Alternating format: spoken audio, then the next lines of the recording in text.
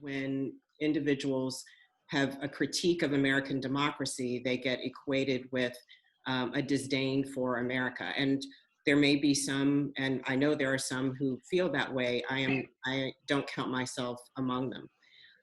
Instead, I understand and appreciate the principles that sit at the heart of American democracy, of pluralism and tolerance and rule of law, that there are American aspirations that we say that we strive for around justice and equality. I understand and have worked in many of the institutions that check and balance one another, or at least are supposed to do that, and appreciate this small r Republican idea that as individuals, we have the right to consent to be governed. At the same time, I know that we not only are failing in this moment, and it's a moment that many people are deeply concerned about, but that we have been failing to meet those aspirations over the course of the long arc of our democracy. And in many ways, we are seeing an affirmation of that. We are seeing the results of that in live and in color right now. And for me, that raised concerns, or it raised questions about the way that we can, as individuals who live in the United States, who come here or were born here and organize ourselves inside this democracy, how can we respond to or deal with the human instinct for power, to separate from one another, with the call to be Americans in a multicultural democracy? How do we shape and organize ourselves towards community when in many ways we are often called to, led to, encouraged to separate, and wedges are used to divide us? I also think about the question of how we can address the inequities that have been with American democracy from its founding, around race, around issues of gender, around issues of economic inequality. And all of those things are leaving Americans and others who live here to question whether or not democracy can work, hence the questions that we ask in the book that we edited and that we all worked on, and lead people to pull away from it. And it is that set of concerns that are matched up against the aspirations that we have that have led me to this work, and to work with you all and others to peel back those layers and to do a deep dive to ask ourselves, what is it that we can do, given the structures that we have, to address those challenges and to think anew about the ways that we can actually make American democracy work. So that is what drew me to this work, and that conversation that you and I had a couple of years ago over nachos in downtown Richmond. Yes, and what excellent nachos they were. That was being facetious. So welcome, Dr. Walker. We're so glad you're here, and you've heard Melody addressing the question of how, in light of her different experiences, why she gravitated towards this idea. And I'm going to turn it over to you to sort of guide us through the rest of the hour, but we're so glad you're here. Thank you so much, Thad, and thank you, Melody, for that wonderful response. I'm going to turn now to Thad, because Thad really serves as an interesting convener around this idea and bringing together an eclectic group of scholars to begin to contemplate this ideal. And Thad, talk to us a bit to explain what community wealth building is, and provide us with a brief overview, a history of this ideal and what the possibilities are in the US. Well, thanks, Corey. And first thing I want to emphasize, I think part of the strength and power of the idea is it has come from actual effort in actual communities to get things done. and recognizing that we need a language to talk about, in particular, how to achieve economic equity and inclusion that's different than the old anti-poverty framework. And I came to that realization through my work in the city, and I was part of Mayor Dwight Jones's anti-poverty commission. And what we learned in the process of the work and actually engaging in that community was that anti-poverty, although well-intentioned, too often could be heard as anti-poor people. When really the intent of the people in the commission was to be empowering and to be asset-based, and to recognize that in any community, no matter what its federal defined poverty rate, you're going to find assets, you're going to find amazing people who are doing really good work. And what we should be trying to do is to build upon those strengths. So we, as a group, we decided to shift the frame from anti-poverty to something more positive. And community wealth building spoke to that, both by flipping it to a positive frame, but also talking and naming the holistic nature of the challenge that we face. It isn't just education, it isn't just jobs and workforce development, it isn't just housing or transportation. It's all those things together, but even more so how they all fit together as a system. And so community wealth building speaks to the idea of trying to pursue systemic change, starting at the local level,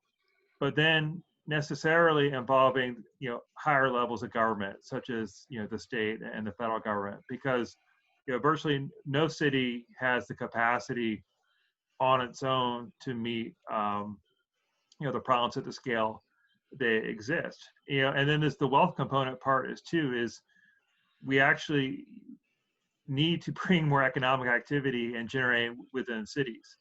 And that means both building from within, but sometimes it may mean, getting capital to come here from without, but on terms that democratic communities themselves set. So that's how it came out, in the Richmond context, and come to the point of a new city agency actually being called the Office of Community Wealth Building. But there has been parallel work, at the national and even international level. The organization Democracy Collaborative has been driving that, in many places, Cleveland, the UK, many cities involved there. But that also other folks, who are doing equity work that maybe weren't using the phraseology, but were doing in effect the same thing. And so Melody and our work together, we've hit upon four key things. This one, community wealth building requires inclusive community participation on the front end. You have to involve the community, otherwise it's just another elite-driven thing. Second, bold equity goal, standing up and saying, the goal isn't just activity, the goal is to accomplish something. And in Richmond, it's the equity goal has been really cut poverty in a serious way, over in a defined period of time. Other communities, it might be something slightly different. But in any case, set that goal and then measure your progress and hold your community accountable to that progress over time. The thirdly is a holistic approach. So wealth takes many forms. There's financial capital, physical capital, social capital, human capital, and we mean all of it, because all of it is relevant to the well-being of our communities. And sometimes you can use the strength in one area to make up for a deficit or perceived deficit in another area. And the last piece is inclusive economic strategies.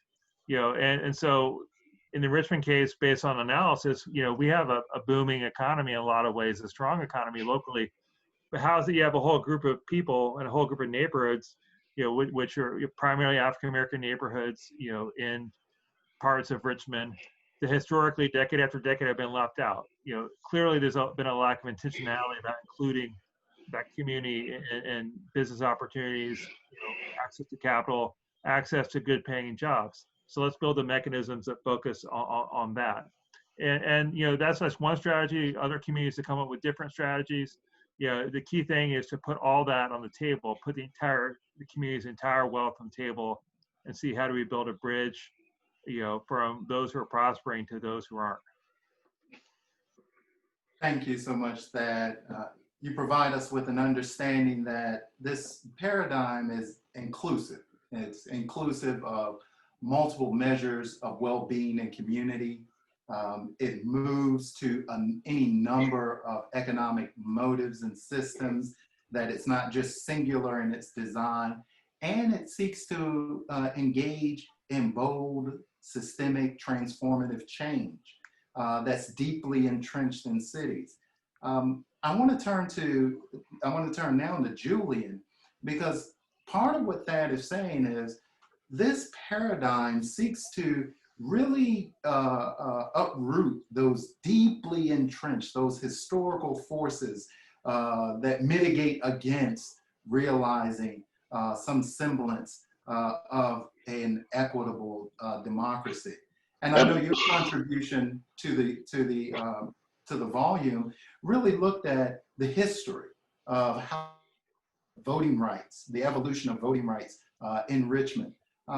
Talk to us a bit, Julian, about the deep historical nature of these levels of inequality and how you've tracked and shaped the ways in which individuals have undertaken civic action to begin to address this. Right. So I think, why are we talking about community wealth building in politics and not like community wealth building in economics? And I think it's because there's always been a distinction between America's stated democratic claims and its actual political practices. And people have historically used politics to sew up their own economic objectives. There's probably no clearer example of that than Virginia. To build off what Thad just articulated, it's really difficult to understand this kind of generational, decades-long, deeply entrenched poverty in Richmond and the Commonwealth without turning to politics to understand how people very intentionally created and compressed groups of people into smaller and smaller enclaves over the course of the 20th century to create a situation that has been very difficult for people to organize strategy to meet challenges for. And I think what we see over time in the Commonwealth is a long-standing skepticism of open democracy, one, all the way back to the colonial era.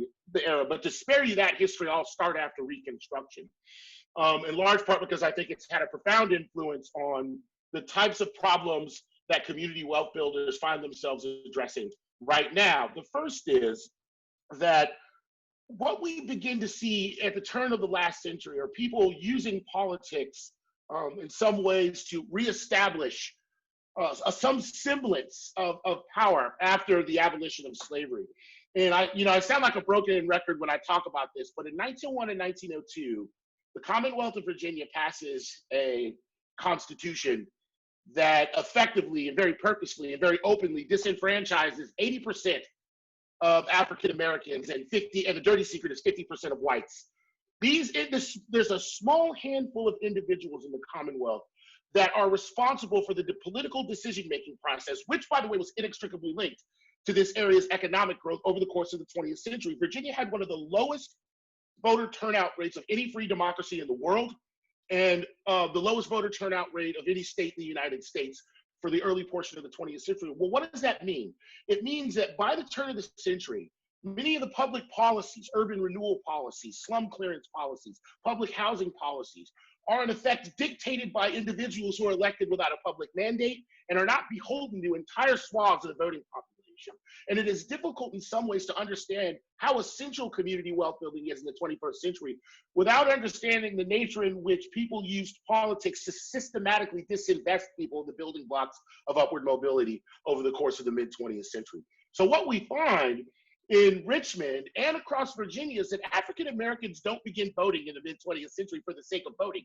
They're voting because they know precisely well how these policies that are being executed by a handful of individuals are tearing their communities asunder. So they're not voting for the sake of voting, or they're not trying to vote for the sake of voting. They're voting for self-determination and community control, because civil rights activists recognized, particularly in this area, that there was an inextricable link between pulling the proverbial lever of democracy and taking control of your community in a way that might be able to beat back some of the anti-democratic forces that Jim Crow actually represented. We oftentimes think of Jim Crow, and I hate to say it this way, I won't say romanticized, but we don't think about it as how complicated it actually was and what it did to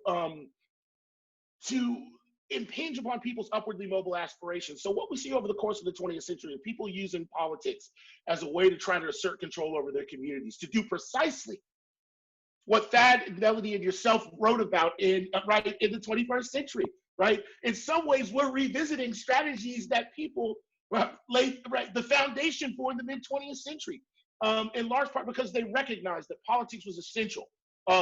In this place particularly, in the United States, in a small R republic, to making their communities work effectively.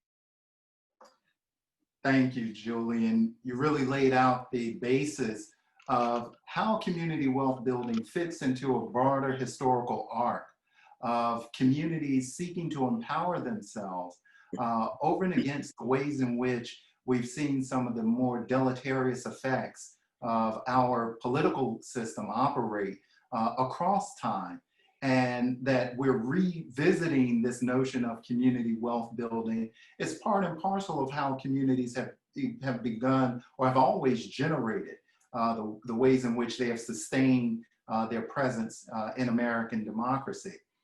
Melody, Julian has painted a historical portrait of how community wealth building fits within a longer arc, a longer trajectory of the challenges of American democracy.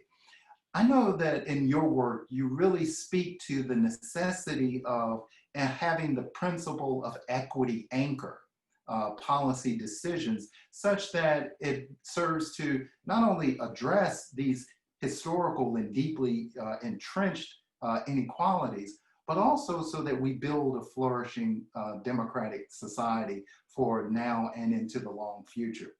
Can you talk to us a bit about how equity really fits within your vision of how we should engage in policy making and policy thinking in our contemporary moment? Absolutely. I think equity has to sit at the center of the work that we as a national community, we as a local community do. And equity, and people often talk about equality, but we talk about equity in terms of ensuring that individuals and communities have access to that which they need to fully participate in democracy, to fully participate in their community and in the economy. And I want to perhaps play off of some of what Julian was saying, and his chapter in the book. He writes about voting rights and the importance of participation and the relationship between political participation and economic participation. One of the first things that I was able to work on when I was a young new staffer working in the House of Representatives was an amendment to the Voting Rights Act, or a reauthorization of a part of the Voting Rights Act, Section 203, which is a section of the Voting Rights Act that pertains to language minorities. So we're talking about individuals who are citizens of the United States. They may be, for example, Native American, the first Americans, but need assistance to vote, language assistance to vote for any number of reasons. And this section of the Voting Rights Act, which we reauthorized in the early 90s, gives them access to those kinds of services. That's not something that everyone needs, but that's something that some citizens of this country need so that they can fully participate. Without that, they wouldn't be able to let their needs, their desires be known. They wouldn't be able to elect the representatives and to consent to be governed, and those who they believe will carry out their wishes and to architect the kinds of policies that they need and want on the local, state, and federal level. So not everyone needs it, but that's something that they need. And we can see this stretched across different aspects of the democratic landscape. You take education, for example, and the deep inequities that we have in US education policy. And on the one hand, we wonder, well, why isn't everyone able to succeed? Why isn't everyone doing well reading at grade level? Why do we have a skills gap in the United States? The list of questions and why don't we and why can't she or he goes on and on and on. But if we pull back and we look at the deep-seated inequities that sit in our education system, both as a policy matter and as a resource matter, then we can understand why we have achievement gaps at kindergarten. At kindergarten, you're 5 years old and we see dramatic achievement gaps at that point.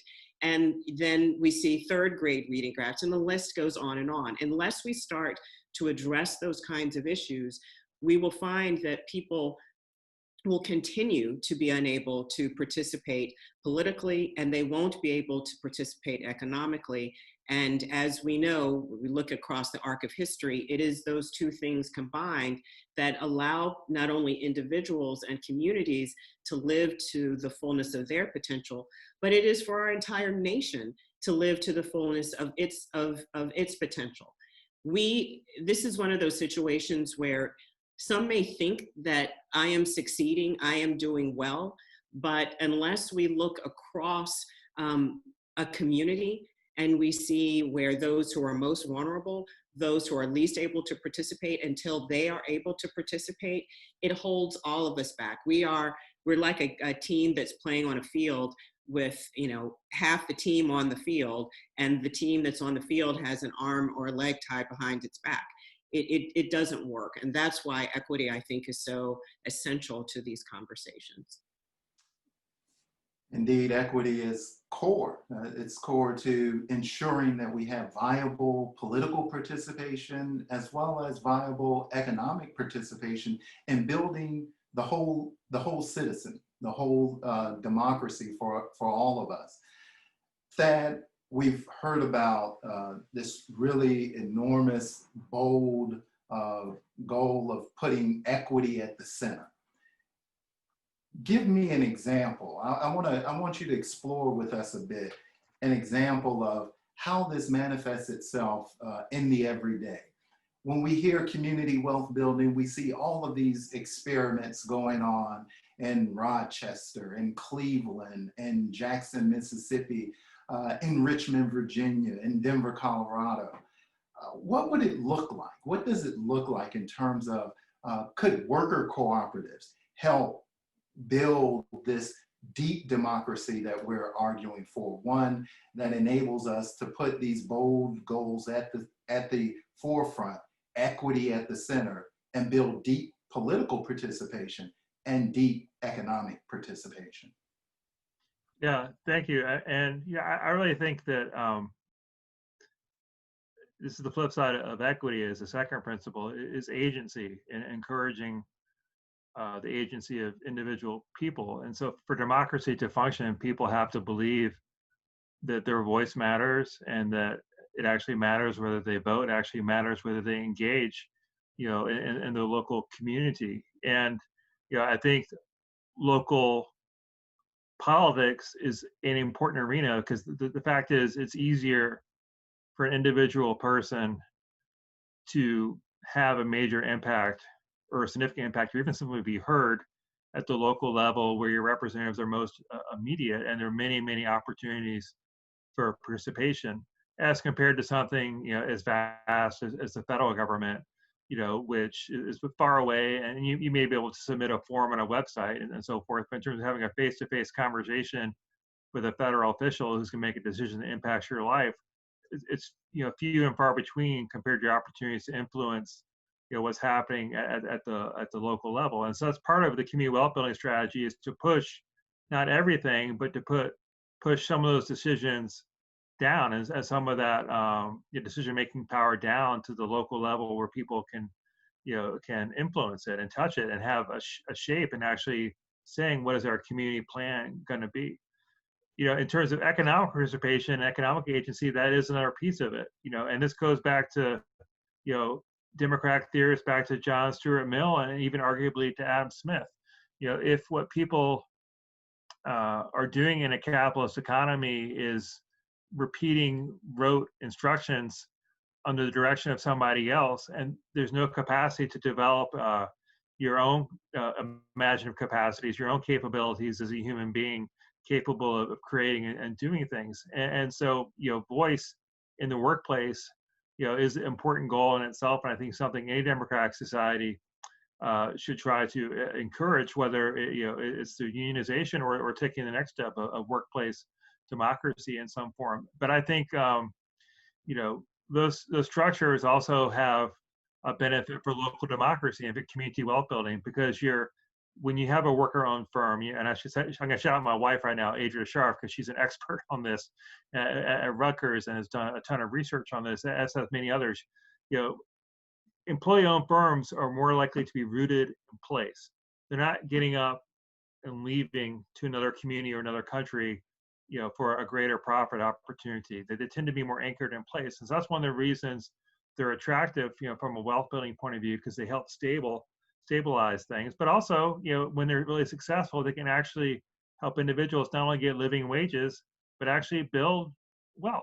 And so community wealth building is not opposed to individual wealth building. In fact, individual wealth building can be, a component strategy to allow someone to get assets, whether in a home or a share of stock, to do more than just meet their immediate needs, but actually, save their future and move forward to some, version of the American dream. So, I would say that Richmond has explored this, and continues to explore this in the Office of Community Wealth Building, how to nurture, worker cooperatives in Richmond. There are other organizations around the state who have the similar thought, but you did mention Cleveland, so that's probably the most developed example in the U.S. of a community deliberately saying, we're going to create cooperatives and we're going to link it to the flow of contracts going through our institutions. In their case, their healthcare institutions primarily. But we're going to do this, not as a nice thing to do, but because it's going to help strengthen the neighborhoods in which we do business. And they got the anchor institutions and the universities on board to support that plan, and it's had some success. The UK is doing a very similar strategy in some of these cities in terms of let's look intentionally at contracts and procurement. I'm hopeful that with the recent changes in sort of politics in Virginia, there's more openness to think about how do we use public contracting, not to do handouts or giveaways or anything that's would be struck down by the Supreme Court, to be blunt, but to incorporate community elements into laws and allow a city of Richmond to be more creative in thinking about the different ways a contractor adds value besides just being the cheapest one available. So I think it's an important strategy, but I'm not going to define or equate community wealth building with any single strategy, because I think there's a variety of things that point in the same direction, and you go from locality, it's going to be different depending on what's easiest to do in terms of what's the resource available, what's the support to do, what the law allows you to do. And I just jump in because I know Thad's a sports fan. Might another example also be the Green Bay Packers? That is a football team that is in part owned by the community. The community has a stake in the Packers, and not just because they're rooting in the football stadium, but also as a matter of economic interest. And there are other teams. You did a shout out to your wife. I'll do the one to my husband who grew up in Canada, and similar models exist with Canadian football as well. But I just thought that I'd toss that out for my fellow Tar Heel fan. Yeah, I appreciate that. And actually, I wrote an article about the Green Bay Packers like 25 years ago.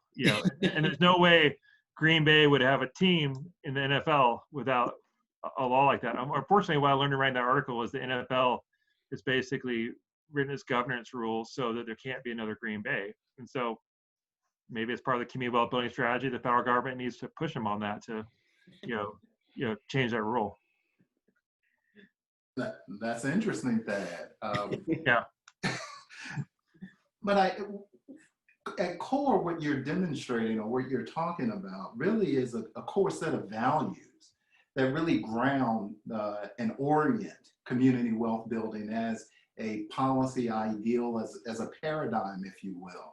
And this is where I want to turn to Julian, because what we're witnessing in the American Spring, as it's been termed, is a broad push across cities to begin not only to address deeply entrenched inequalities and injustices, but also to begin to build new possibilities that not only redress those injustices, but also to then recalibrate American democracy in a fundamentally forward-looking, equitable manner.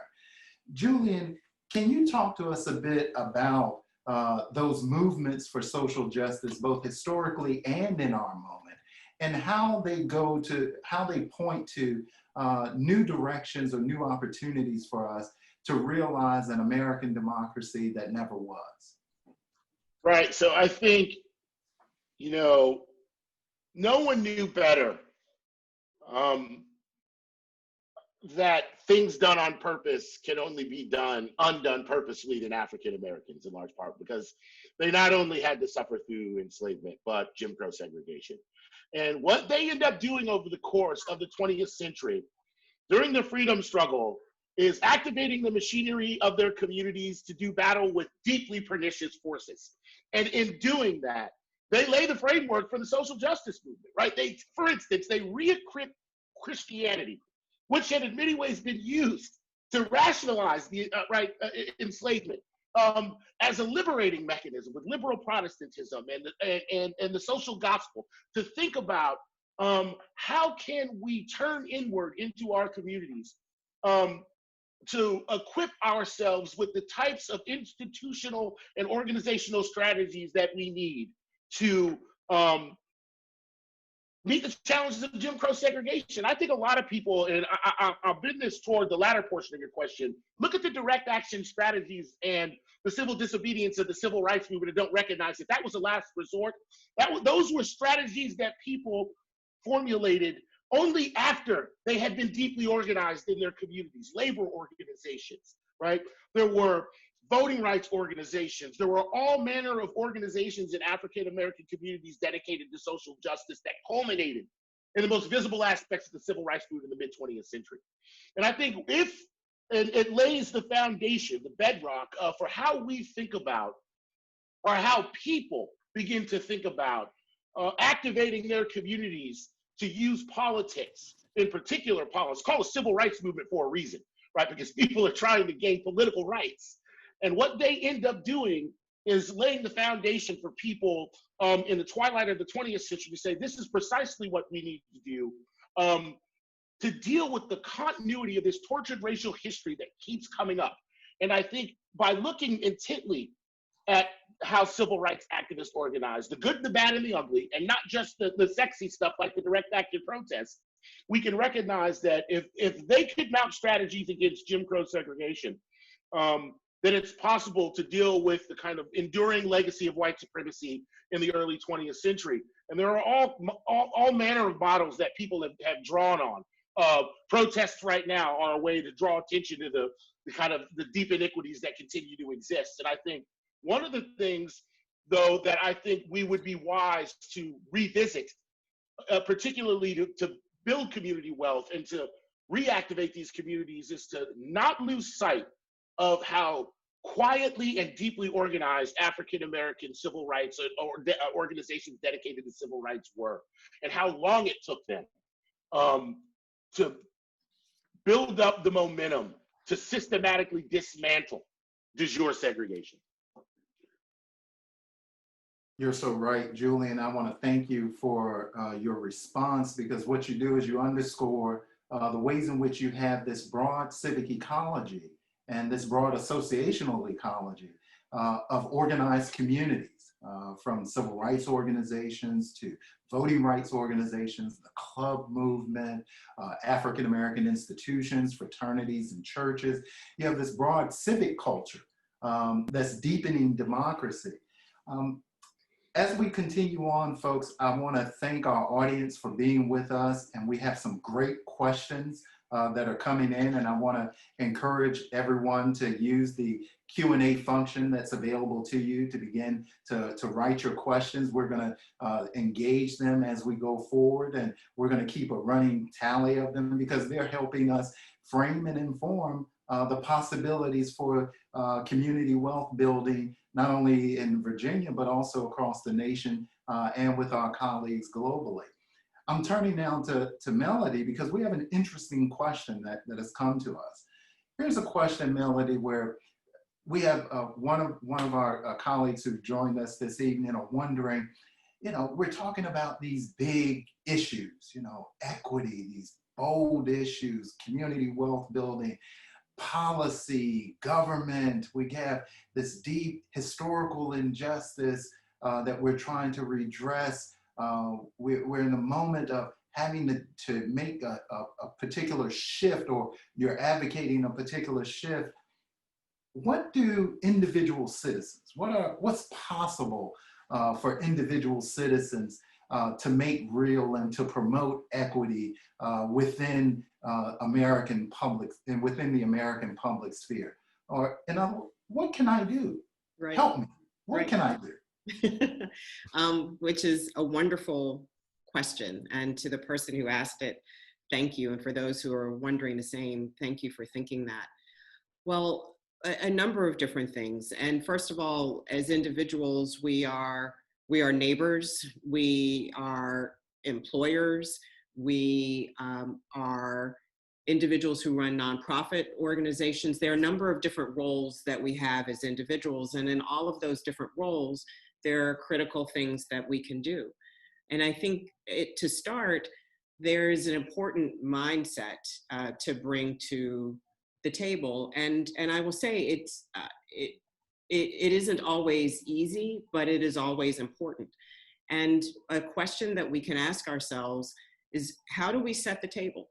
Meaning, who's at the table with us when we are thinking about important decisions, when we are making plans in our community or in our neighborhood, or when we are thinking about hiring and we're part of a hiring committee, or we're a decision maker in that capacity. Are we setting the table so that we have the diversity of voices, that we include a diversity of experiences, and that we are making decisions and including people in a way that is fair and where the aperture is broad. So I'll give you an example in some work that I've done in building education to employment pathways for young adults, and doing this work on a national level, but thinking about it in communities, urban, rural, tribal communities all over the country, and working with cross-sector collaboratives that are doing this work. We make sure that young adults are at that table. As they say, nothing about us without us.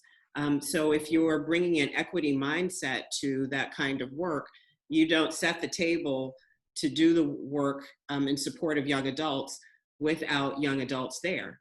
There are young adults who have often, some of them have been homeless, some of them been involved in the juvenile justice system, some of them have are trying to finish high school or get a GED or trying to get a post-secondary degree. And they can come with all kinds of experiences, including the most important set of experience, which is their own. So it's that mindset that says, reset the table so that they are there as well.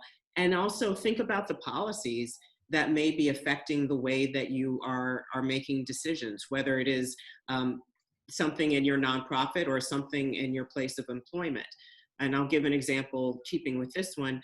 Often we think about bringing, we have standards for who we're going to hire, for example, that are not necessarily useful or appropriate or necessary. I need someone with a college degree to do X. Do you really need a person with a college degree to do that? Or is that some kind of, are we using that as a placeholder for something else, including potentially our own comfort with who we think ought to be our colleague or our peer? So rethinking policies, or if you're in a more informal situation, thinking about, again, the way that you're setting the table to include people and that you have a variety of voices there. I think bringing that mindset to different aspects of your life, whether it's work, whether it's volunteerism. I've seen this pop up in the national service community. You know, who's doing service for whom, as opposed to can we all combine and do that kind of work together. So bringing it to those different environments, I think is an important place to start. And if we start to do that mindset shift, it'll become a habit, and that will start to translate into the broader community. Thank you so much, Melody. Melody has us at the table, but she's resetting the table to welcome the worth, value, and dignity of all of our citizens, not to bring them just there for representational dressing, but to welcome their knowledges, the experiences, and the depth of their humanity that then enables us to develop broader, fuller, more robust policy prescriptives and programs. Something has come up consistently in this conversation on community wealth building, and it's a conversation that is in the broad American public. And that's the question of reparations or redress. Thad, how does that fit within this discourse around community wealth building, particularly when we see when community wealth building is this comprehensive strategy, and it is a conversation that has engaged a broad swath of the American public? Yeah, thank you. I mean, it's a really critical question, and we do have a chapter, in the book by our colleague Laurie Balfour from UVA, which addresses reparations, and I think her approach is extremely thoughtful. In terms of reparations, can't be reduced to like a single one and done payout or something of that nature. That does actually an injustice, the scale of injustice that's been done and continues to be done to African Americans, in this nation. So to me, a reparations framework is part of the moral underpinning for community wealth building, and it's something that we all have to understand and continually have that conversation, both the truth about our nation's history and the reality about the ways that African Americans continue to be systematically disadvantaged. If anyone doubts this, just look, at the net wealth of African Americans versus whites, and that the gap is well over 10 to 1. What explains that? The only plausible explanation is the history of slavery and everything that fell from that has never been appropriately dealt with. So if I think from a policy standpoint in terms of what you could actually do, I'll start with local and then actually flip to national. Here in city of Richmond, fundamental understanding the way our metropolitan area is set up is understanding the way that Richmond never really desegregated schools, and that segregation flipped from a city scale to a metropolitan scale, and the United States Supreme Court ultimately said that was okay, and so set up a clear incentive for first whites and then middle class families of all races to flee the city, and take up in Chesterfield and Henrico County, whose populations boomed of the 70s and 80s, while the city was declining and became, more and more African American, more and more high poverty, and in fact abandoned. And then back to Melody's point, then we asked the question, why aren't the kids in the city of Richmond doing as well academically? Well, they've been disinvested in as a matter of policy, and the Commonwealth of Virginia is saying that is okay, a morally acceptable way to organize schools, to allow the middle class families to go here and the poor families to be here and have basically no interaction between the two groups. Here in Richmond in the last year, we've just barely began to have a conversation about equity within the city school system. We haven't yet touched the regional issue, which is where I think the conversation needs to go. How do we do not just funding solutions, as important as that may be. How do we actually talk about having a regional approach to schools so all kids can have an equitable and fair approach and put an end to separate but equal, justified in terms of geography.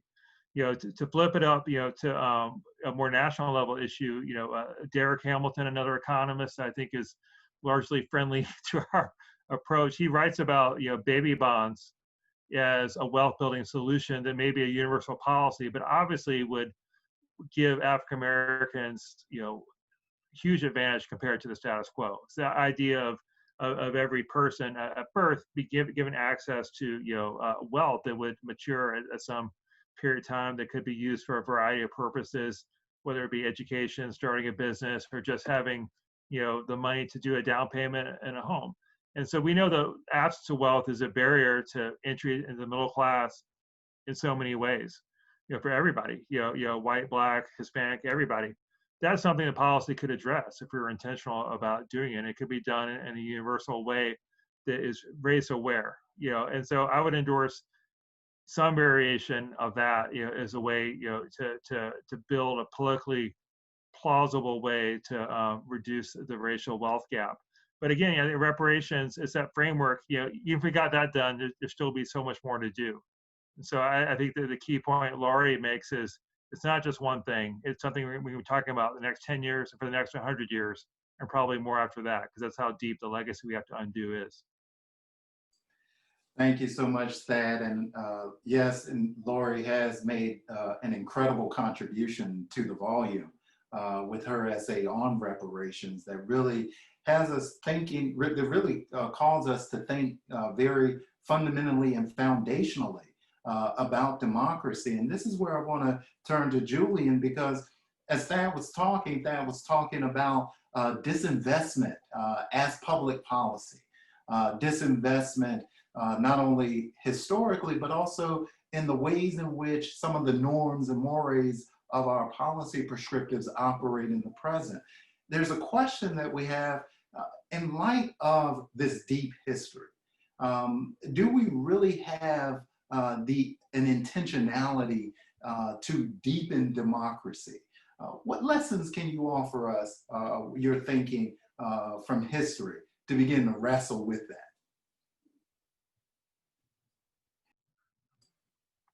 Julian? That's a great question. I was the first one to make a mute mistake. I think we have a tendency to pathologize the types of questions African Americans have asked of government, right?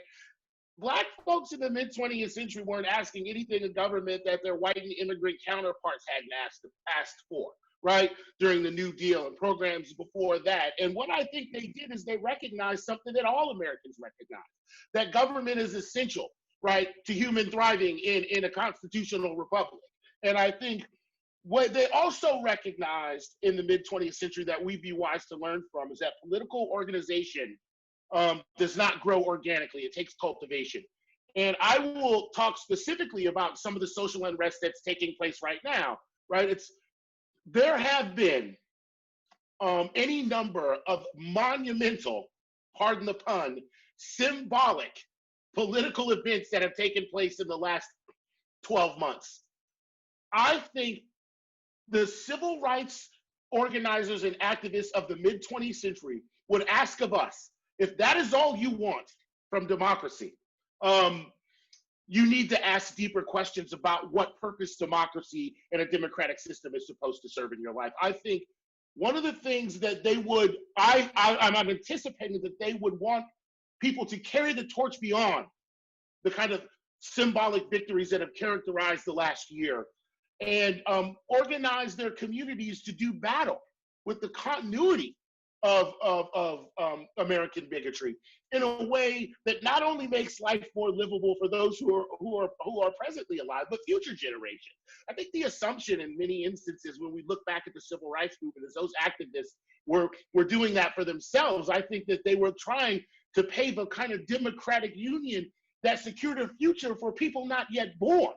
And I think we have an obligation, if we want to deepen democracy, to think of it on those terms. It's not just about dealing with present trauma, but trying to make sure that future generations don't have to deal with the kinds of social ills that have this kind of shocking predictability in American life. And I think what we have to ask ourselves of the gone for gooders is why they were so deeply invested in democracy and how they felt it would work in their lives, and what can we learn from them to carry the proverbial torch forward in organizing our communities to meet these current challenges.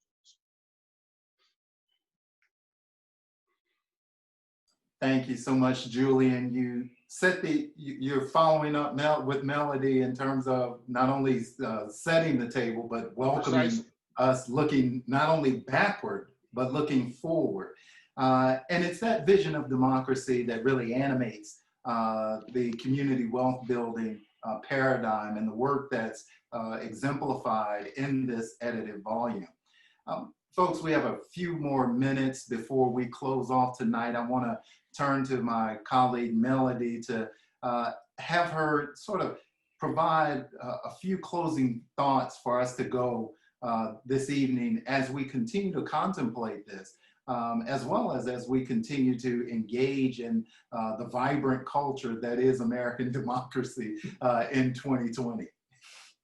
Well, I want two things, and to build off of what Julian just said, and one, to, not that he needs my affirmation, but to affirm one of the things he said about building democracy for future generations. I have a friend and former colleague, James Forman Jr., whose father, James Forman, was in the civil rights movement, an important civil rights leader. And my friend told me that when he talked to his father about this, his father would say exactly that, that in the most difficult of times, what they recognized was that they were building something, and what they held on to was that they were building something for future generations. And I think that also ties with to this idea that as frustrating, confounding, and difficult as it can be for those, and I count myself among in this group, who recognize that the aspirations of democracy and the reality of democracy have not aligned. We still are striving for the aspiration that are the principles of democracy. However, the American story is one of expansion. It is the expansion of freedom. It is the expansion of democracy for more and more people. Yes, slow, and that is frustrating, and we can rail against that, and often do. But at the same time, it is a telling story about the direction in which democracy goes. And I think this idea of community wealth building, which recognizes the relationship between the state, the local, and federal. It isn't asking us to choose among them, but recognizing that they fit together. And one that also recognizes that our existence in community and as individuals in community is critical to the relationship that we have to our political structures, to our economic structures, and to the promise and the fulfillment of those democratic aspirations. And most importantly, and this is what I personally hang on to, the beauty of this is that we get to decide. In our small r Republican democracy, we get to decide. And if as a community we decide that we do want to expand, we do want these things for ourselves and for the future, we get to shape that future, and we get to shape the present as well. Thank you so much, Melody.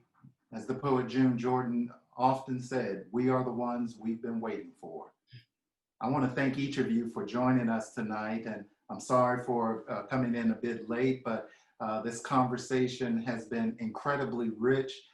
The edited volume is something that really brings together a collection of very thoughtful, engaged scholars who take seriously the possibilities of an American democracy that never was but can be.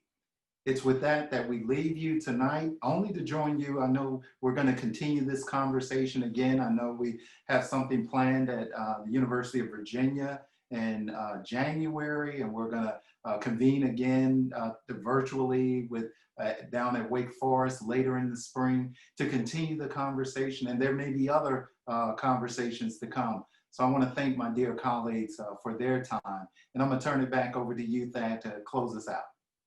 Yeah, thank you, Corey, and thanks for moderating. And I want people to know that Corey has not just a great moderator, he made a major contribution to this book with his piece, which focuses on the connections between community wealth building and themes in the history of American democratic thought, and particularly African American democratic thought, and particularly Martin Luther King's concept of the beloved community. And it's an excellent chapter, which is part of my pitch for you. Everybody go buy the book, which you can do via, we have a website called renewingamericandemocracy.com, and you'll find more information about the other chapters in the book and a link to order should you be interested. But really, it's a privilege to be part of this conversation. So thank you, Julian. Thank you, Melody. Thank you, Corey, again. And most of all, thanks to all of you. I believe over 300 people registered for this, which is great. And, we appreciate this. And, please check back in with the Jepson School and the URL alumni website for future events of this nature to see what's coming up next. So that's all. Hope to see everybody soon. Stay healthy. Go Spiders. And we'll see everybody next time. Thanks so much.